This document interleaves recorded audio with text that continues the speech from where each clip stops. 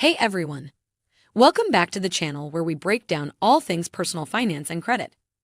If you're thinking about financing a car with Navy Federal and wondering, does Navy Federal auto pre-approval affect my credit score?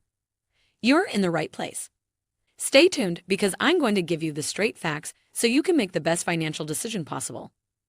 Let's get into it. First things first. What exactly is an auto loan pre-approval? Simply put, it's when a lender, like Navy Federal Credit Union, evaluates your financial situation to estimate how much they might lend you for a car. This gives you an idea of your budget before you start shopping.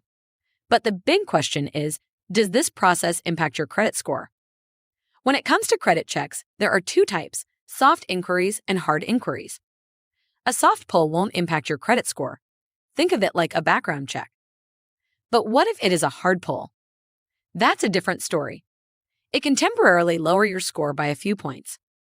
Now, here's the key info. Navy Federal's auto loan pre-approval typically involves a hard inquiry. That means when you apply for pre-approval, they'll check your credit with a hard pull, which may temporarily lower your score by a few points. But don't panic. The impact is usually minor and short-lived, especially if you have good credit habits. So, what can you do to protect your credit score? Here are some quick tips. Only apply for pre-approval when you're serious about buying a car. Try to keep all loan applications within a short window. Credit bureaus typically treat multiple auto loan inquiries within 14 to 45 days as a single inquiry. Keep your credit utilization low and pay your bills on time to maintain a strong score. And there you have it. Yes, Navy Federal's auto pre-approval can affect your credit score, but the impact is usually minimal. If you're shopping smart and keeping your credit in check, you'll be in great shape.